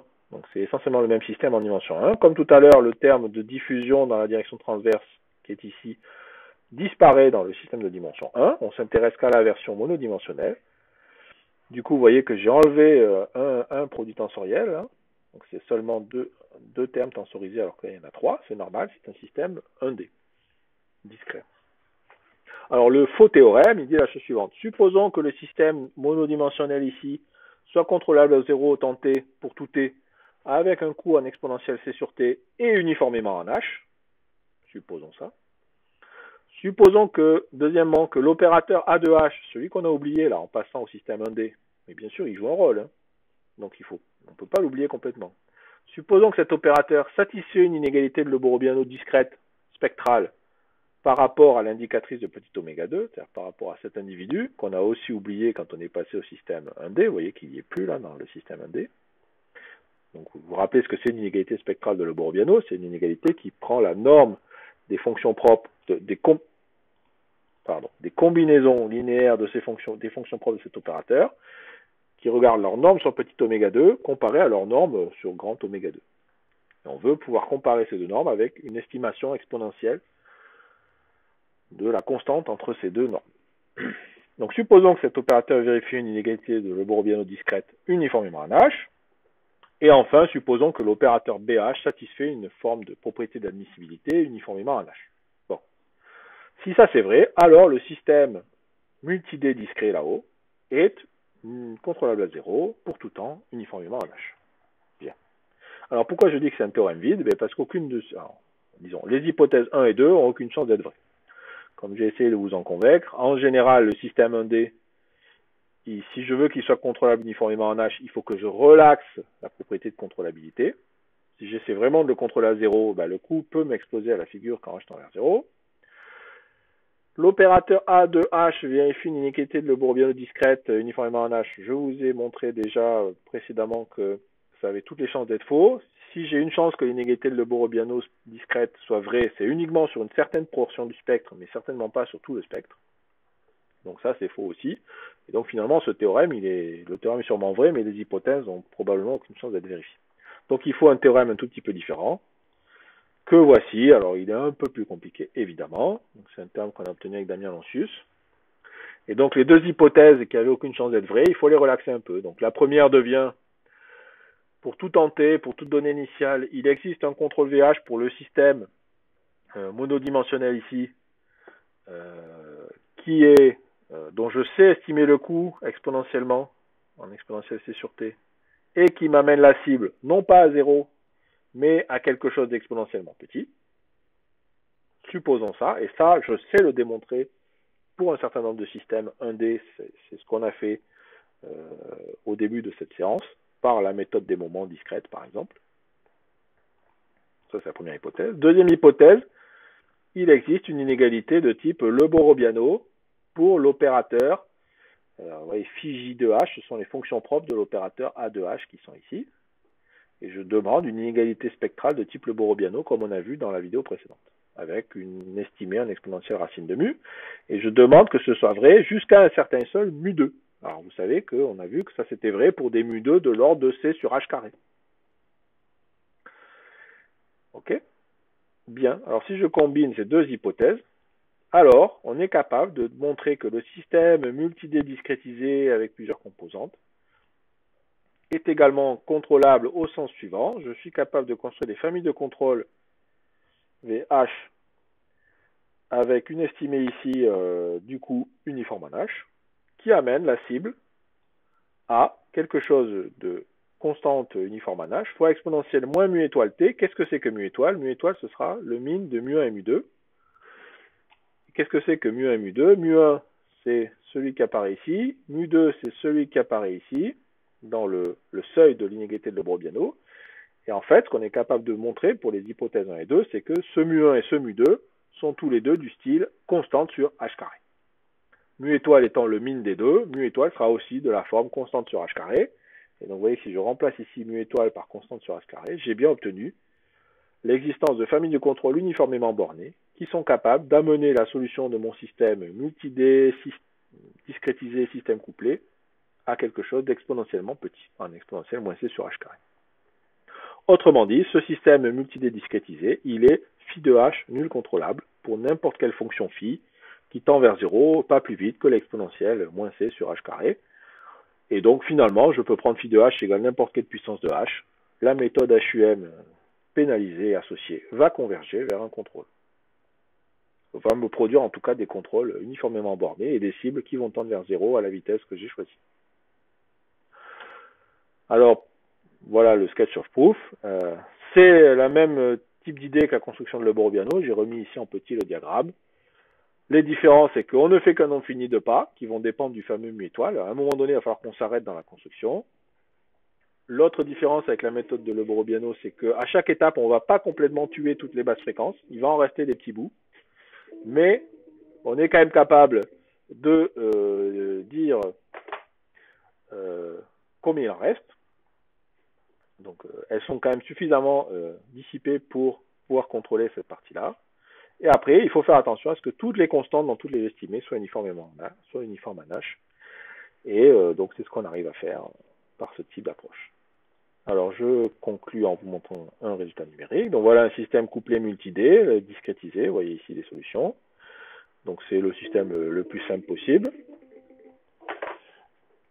Mon téléphone qui sonne, voilà. Donc ce qui se passe, c'est que la première composante est essentiellement libre, elle vit sa vie toute seule. Et la deuxième composante, vous voyez, le couplage intervient ici.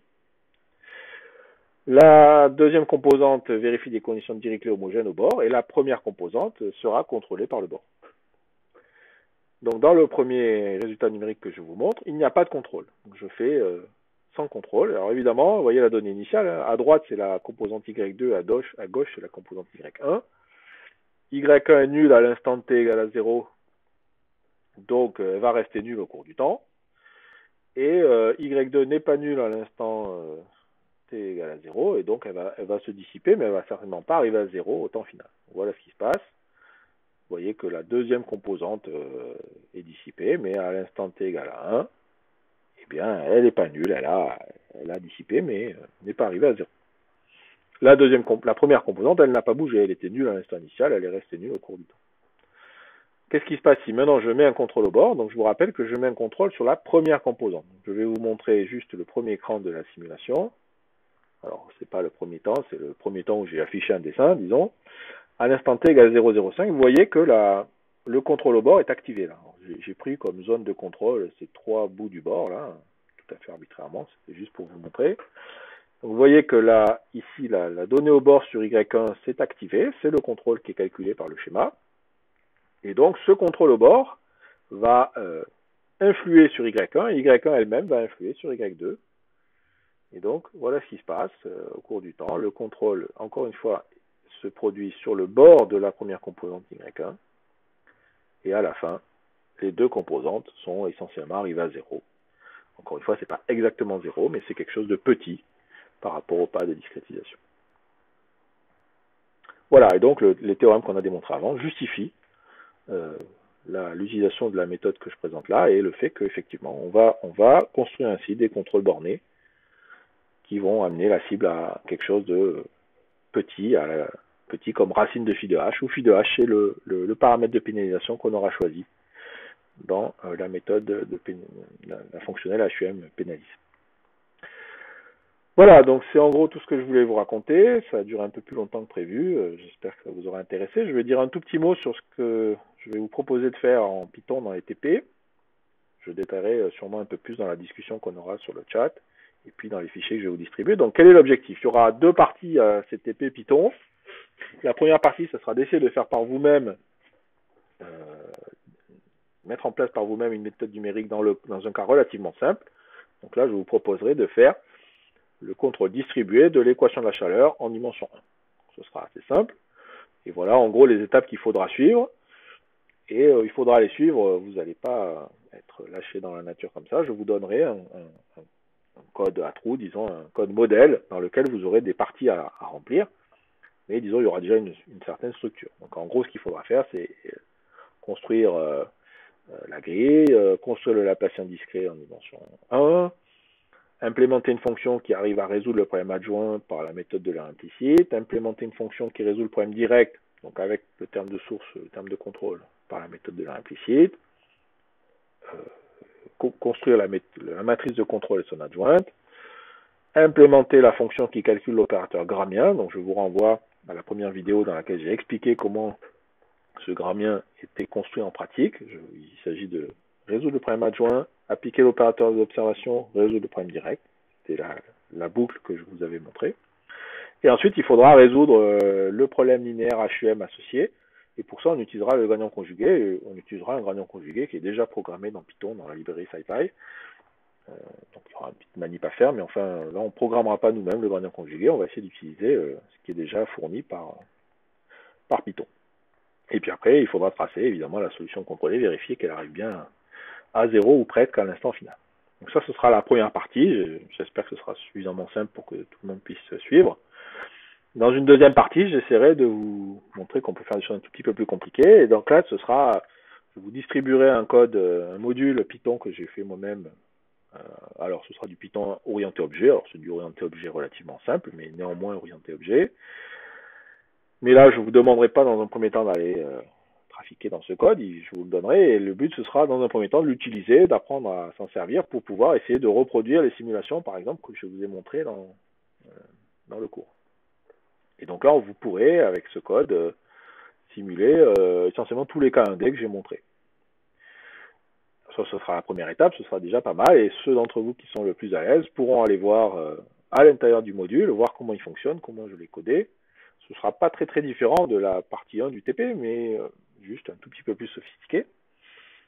Et si vous vous sentez suffisamment à l'aise et si ça vous intéresse, vous pourrez essayer d'étendre des fonctionnalités de ce module. Par exemple, est-ce qu'on peut prendre en compte le cas où les coefficients dépendent du temps, éventuellement changer le schéma en temps et faire un θ schéma à la place du schéma de l'air, ou éventuellement se lancer vers la programmation dans le cas multi-D avec cette idée de tensoriser un petit peu les opérateurs. En fait, on peut le faire de façon assez simple à partir du code 1D. Bon, ce sera pas la chose la plus simple à faire, mais pour ceux d'entre vous qui se sentiront suffisamment à l'aise, c'est une possibilité qui vous sera éventuellement offerte. Voilà, donc ça clôt cette série de 3 vidéos. Donc on aura l'occasion d'échanger autour des différents exercices que j'ai laissés traîner dans le cours. Il y en a une dizaine, je crois. Vous aurez, j'espère, le temps de chercher, de voir si vous arrivez à faire les calculs par vous-même. Et puis également, donc pour cette partie TP en Python, si certains d'entre vous n'ont jamais fait de Python, eh bien, nous allons vous mettre à disposition des documents pour d'initiation, disons, pour essayer d'apprendre un peu comment ça fonctionne. C'est un langage qui est assez, finalement, relativement simple. Alors évidemment, il y a une petite phase d'apprentissage, mais globalement, c'est un langage qui est vraiment agréable à manipuler. Et, une fois qu'on a appris à s'en servir, on peut faire assez rapidement des choses assez sympathiques, assez évoluées. Voilà, je vous remercie. Donc, on se retrouvera très bientôt sur le chat ou sur des séances de discussion en ligne.